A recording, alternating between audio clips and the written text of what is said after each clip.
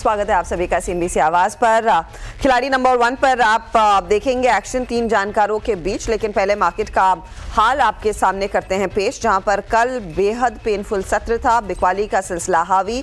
आज कोशिश जरूर की कि कुछ रिकवरी देखने को मिले, लेकिन वो ज्यादा देर टिक नहीं पाई है। निफ्टी आपके सामने 100 अंकों के नुकसान पर इस समय ट्रेड करता हुआ। वहीं अगर आप ध्यान दें, कल के सत्र में निफ्टी बैंक की बहुत हालत खराब थी और वहां पर सिलसिला वैसे का वैसे ही है।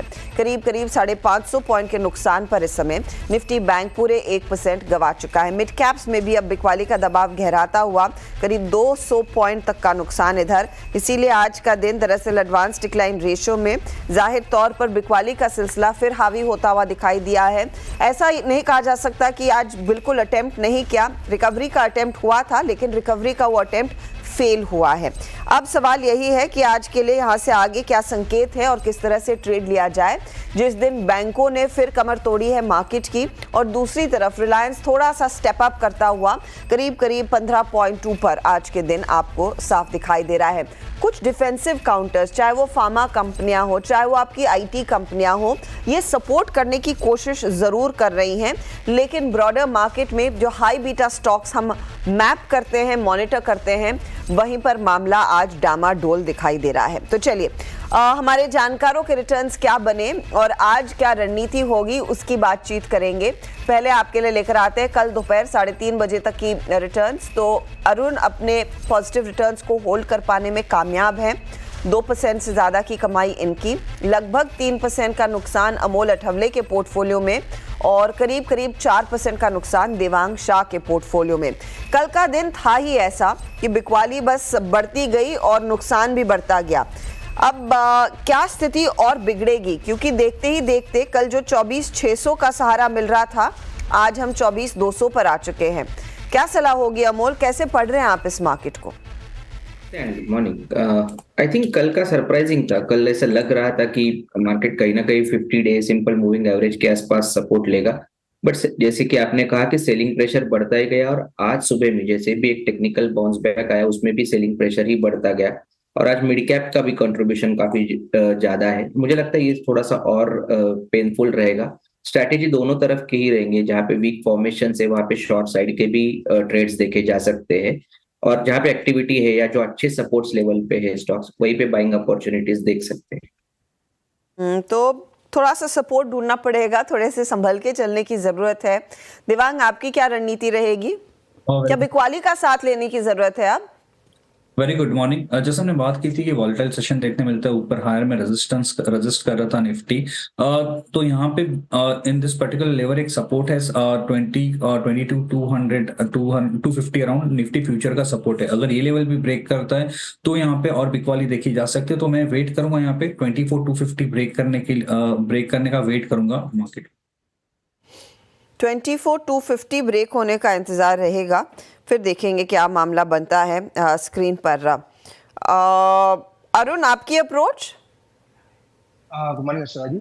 देखिए अगेन अप्रोच कल तो बाय ऑन डिप्स की थी, पर क्लियरली कल मार्केट ने काफी बड़ा ब्रेकडाउन दिया, और अब मेजर सपोर्ट जो है वो 24,180 के आसपास है, जो 5 दिसंबर का लो जो बना था, जो वीकली एक्सपायरी था। आप कह सकते हैं 24,180 एक होल्ड करता है तो हो सकता है बाउंस बैक देखने को मिले। पर स्टिल आज थोड़ा बेटर आपको लग रहा है। मिड कैप स्मॉल कैप में थोड़ा बहुत मोमेंटम आज है। No doubt advance decline ratio 1:1 1:1.5 के आसपास है, पर मुझे लग रहा है मिड कैप में थोड़ा बहुत एक्शन है। तो अगर कोई निफ्टी या बैंक निफ्टी में ट्रेड नहीं करना चाहता है तो थोड़े अपॉर्चुनिटीज मिड कैप्स में वहां पे मुझे लग रहा है कैपिटलाइज किया जा सकता है। ओके, तो मिड कैप्स में शायद अपॉर्चुनिटीज, अब वो किन स्टॉक्स के जरिए उतरेंगी जहन में, वो देखना जरूरी है। चलिए लेकर आते हैं एक एक करके सबका पोर्टफोलियो। आप देवांग का पोर्टफोलियो प्लीज पहले स्क्रीन पर रखें और फिर देखते हैं यहाँ से आगे की क्या रणनीति होगी, किस तरह के ट्रेड्स पर किया जाएगा फोकस। देवांग ने टीटागढ़ और एलटीआई माइंट्री को होल्ड किया है। मझगांव डॉक में स्टॉप लॉस ट्रिगर हो गया। बताइए नया ट्रेड क्या रहेगा? यहाँ पे करेक्शन है, मझगांव डॉक अभी ओपन है और टीटागढ़ विगन में स्टॉप लॉस सेट हुआ है। एक स्टॉक में जोड़ना चाहूंगा, वो है Ipca laboratory. Oral chart structure काफी एक कंसोलिडेशन देखने मिला था पास्ट फ्यू डेज में, और अभी एक लग रहा है कि रिसेंट मूव से ब्रेकआउट देखने मिल सकता है। तो इप्का लैबोरेटरी खरीदने की सलाह है। स्टॉप लॉस 1530 का रखने, 1690 के टारगेट के लिए। 1690 का टारगेट और 1530 आपका स्टॉप लॉस रहेगा। ये फिलहाल आपके लिए इस समय का ट्रेड है। एंड टू रिइटरेट, आप कह रहे हैं मजगांव डॉक अभी भी बना हुआ है, टीटागढ़ में वो स्टॉप लॉस ट्रिगर हुआ, करेक्ट? आई थिंक वो गलत अपडेट आ रहा था आपकी स्क्रीन पर। ठीक है, तो ये है फिलहाल आपके लिए नया ट्रेड देवांग की तरफ से। इप्का लैब्स वैसे भी थोड़ा सा डिफेंसिव है मार्केट, फार्मा कंपनियों में खरीदारी, तो 1690 के लिए मौका तेजी का। चलिए अमोल का पोर्टफोलियो अब स्क्रीन पर लेकर आते हैं और अमोल के केस में रिटर्न्स की स्थिति क्या बनी है वो पहले आपको दिखा देते हैं। अमोल ने वेदांत फैशन को अभी भी होल्ड किया हुआ है।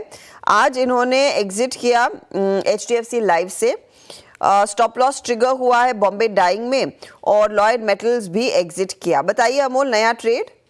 रैलीज के साथ जाना चाहूंगा। ये कॉन्ट्रा बेट है, 300 के आसपास अभी चल रहा है। पोजिशनल पॉइंट ऑफ व्यू से मुझे लग रहा है 320 तक ये टेक्निकल बाउंस बैक आ सकता है। 293 उसका स्टॉप लॉस रहेगा। इंटरेस्टिंग लेवल है, बड़े सपोर्ट के आसपास है 200 डे सिंपल मूविंग एवरेज के, और डबल बॉटम फॉर्मेशन स्टॉक में है डेली और वीकली चार्ट्स के इधर। तो मुझे लगता है अगर मार्केट में बाउंस बैक आता है, ये स्टॉक में भी एक टेक्निकल बाउंस बैक आ सकता है, but stop loss strictly follow करें। स्टॉप लॉस स्ट्रिक्टली फॉलो करें, जो करंट लेवल से करीब करीब 6 रुपए नीचे है। 320 का टारगेट है, 320 तक जा सकता है ये काउंटर। यहाँ से अगर संभल जाए तो 320 तक जाने की संभावना, 293 आपके लिए स्टॉप लॉस का काम करेगा। रिवर्सल अगर आता है तो इसमें भी आएगा और इसमें ज़्यादा जल्दी आता हुआ दिखाई देगा। ये बेसिकली चार्ट्स पर इशारा है, लेकिन सवाल यही है रिवर्सल आए तो शायद वो ट्रेड बने, इसीलिए वो स्टॉप लॉस को काफ़ी क्लोजली आपने फॉलो करना है। चलिए अरुण का पोर्टफोलियो अब आपकी स्क्रीन पर लेकर आएंगे। फिलिप्स कार्बन और NFL दोनों ट्रेड्स में आज सुबह में इन्होंने अपनी पोजीशन काट ली है। अरुण बताइए फ्रेश ट्रेड क्या है?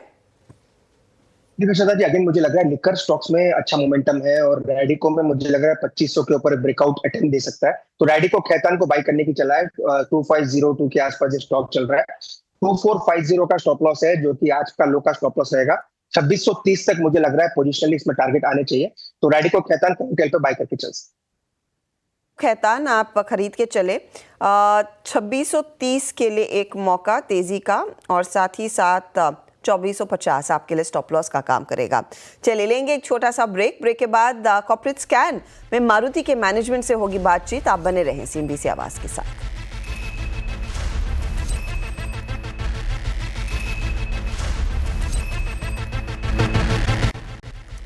आप देख रहे हैं खिलाड़ी नंबर 1 CNBC आवाज पर। मार्केट के हाल में हम देख रहे हैं अभी भी मुनाफा वसूली का सिलसिला कायम और 24,210 को टेस्ट करता हुआ 200 कभी भी टूट सकता है, यही स्थिति बन चुकी है मार्केट में। तो क्लियरली प्रेशर बन रहा है। स्पीच हम बात करेंगे मारुति के मैनेजमेंट से। कंपनी ने इस साल रिकॉर्ड 20 लाख गाड़ियों का उत्पादन किया है। 60% गाड़ियां हरियाणा तो बाकी 40% गाड़ियां गुजरात के प्लांट में मैन्युफैक्चर हुई हैं। अब यहाँ से आगे क्या सिग्नल है डिमांड का, इस सब पर बात करने के लिए हमारे साथ कंपनी के ED राहुल भारती जुड़ गए हैं। राहुल जी, कांग्रेचुलेशंस, 20 लाख कार्स आपने प्रोड्यूस की हैं इस पर्टिकुलर साल में। कैलेंडर ईयर 2024 में क्लियरली इन डेटा पॉइंट्स के आधार पर कितना आपने प्रोडक्शन लार्जली स्केल अप किया था?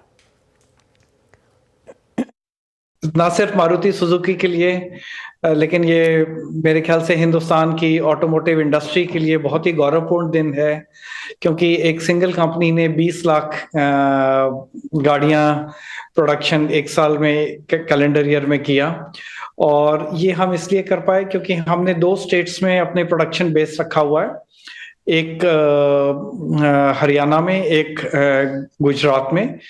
अगर मैं प्रोडक्शन साइड से, सप्लाई साइड से बात करूं, अगर मैं डिमांड साइड से बात करूं, तो ये हिंदुस्तान की ग्रोथ का एक संकेत है कि इतनी मार्केट बड़ी हो गई है। अब हिंदुस्तान दुनिया का तीसरा देश हो गई है, तीसरा कार मार्केट हो गई है, जितनी टोटल गाड़ियां बिकती हैं एक साल में। और ये 20 लाख, आपको जान के हर्ष होगा कि कई कंट्रीज एक कंपनी से जितनी प्रोडक्शन नहीं कर पा रही हैं। तो जैसे मारुति सुजुकी का ये 20 लाख का एक माइलस्टोन है, ये कई कंट्रीज की एनुअल प्रोडक्शन से ऊपर है, जैसे France, UK, Italy, Canada, Brazil, इन सब की प्रोडक्शन 20 लाख से कम है और मारुति ने ये वो 20 तो लाख का एविडेंटली ज्यादा है, लेकिन प्रोडक्शन एक तरफ, दूसरी तरफ सेल्स रहती है। सेल्स में बार बार रिपोर्ट किया जा रहा है कि कुछ धीमापन देखने को मिला है। आपका एक्सपीरियंस क्या, और खासतौर से स्मॉल कार सेगमेंट की स्थिति क्या है? दोनों तरफ ग्रोथ है, लेकिन इस समय स्मॉल कार्स में उतनी ग्रोथ नहीं है।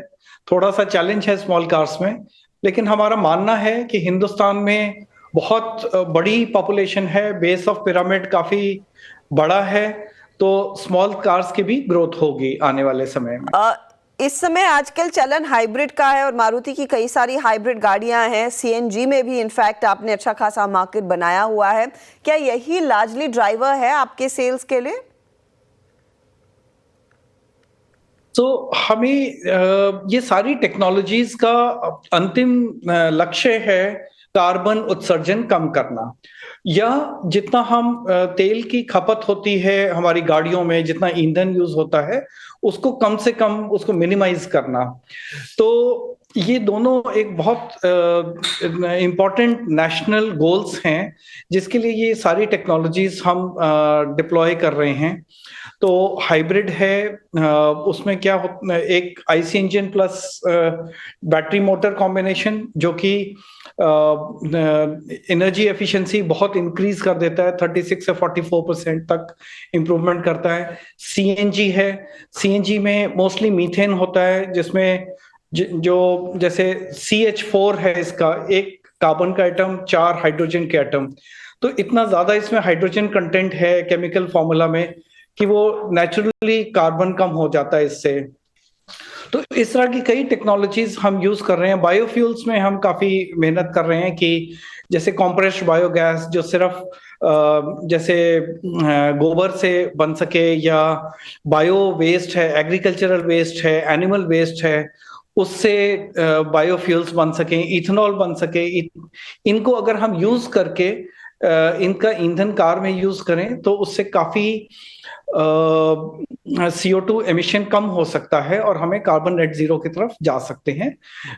हम ये सारी टेक्नोलॉजीज डिप्लॉय कर रहे हैं। सर, हरियाणा कैपेक्स में अब कुछ अपडेट दे पाएंगे, और साथ ही साथ इस नए साल में FY25 बोलने वाली थी, लेकिन अब कैलेंडर ईयर 2025 की बात करते हैं। क्या टारगेट्स रहेंगे सेल्स के? इस समय थोड़ा सा प्री मैच्योर है। आने वाले दिनों में हम अगले साल की भी डिमांड प्रोजेक्शन, डोमेस्टिक डिमांड और एक्सपोर्ट डिमांड दोनों की समीक्षा करेंगे, और उसके बाद हम अपना ग्रोथ का टारगेट रखेंगे। इस समय अभी ये बजटिंग एक्सरसाइज चालू है। शुक्रिया हमारे लिए समय निकालने के लिए, कंग्रेचुलेशंस। चलिए काम करते हैं, लेंगे ब्रेक के बाद एक रिकैप खिलाड़ी नंबर 1 का।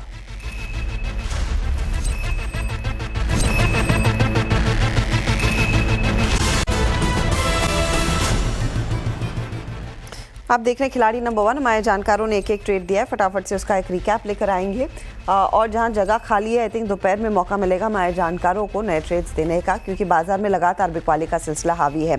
अरुण एक ही स्टॉक के साथ जा रहे हैं, रैडिको खैतान 2630 का टारगेट इनका और स्टॉप लॉस 2450 का है। गिरते बाजार में ये काउंटर करीब 2-2.5% तक के रिटर्न इनको कमा कर दे रहा है। अगला पोर्टफोलियो अब लेकर आते हैं, और ये है दरअसल अमोल का। अमोल ने एक ट्रेड कैरी किया तो एक ही नया जोड़ा, एक जगह खाली है। तो रैलिस जोड़ा है 320 टारगेट, 293 का स्टॉप लॉस, और वेदांत फैशंस 1440 के लिए कैरी किया है, ये अभी भी होल्ड कर रहे हैं। वेदांत फैशन आज थोड़ा सा फीका है, लेकिन रैलिस 0.28% तक का योगदान इनको देता हुआ। अब देवांग के पोर्टफोलियो पर आते हैं। कुछ डिफेंसिव ट्रेड में इन्होंने इप्का लैब जोड़ा, 1690 टारगेट, 1530 स्टॉप लॉस, मसगांव 5650 के लिए, और LTI माइंट्री 7200 के लिए कैरी कर रहे हैं। तीनों में सबसे बेहतर ट्रेड क्या साबित हो रहा है? इनफैक्ट 2 ट्रेड्स तो इनके नेगेटिव में है, इप्का की तरफ से ज़्यादा कुछ योगदान नहीं। चलिए ओवरऑल रिटर्न्स की स्थिति अब आपकी स्क्रीन पर। 3.5% के रिटर्न्स अरुण के, अमोल अब -4 पर है, और -8 के रिटर्न्स हो चुके हैं देवांग के। जाहिर तौर पर मार्केट की बिकवाली इनके लिए काफ़ी पेचीदा साबित हो रही है। लेंगे एक ब्रेक के बाद कमोडिटी मार्केट का पूरा एक्शन आपके लिए मनीषा लेकर आएंगी। आप बने रहिए CNBC आवाज़ के साथ।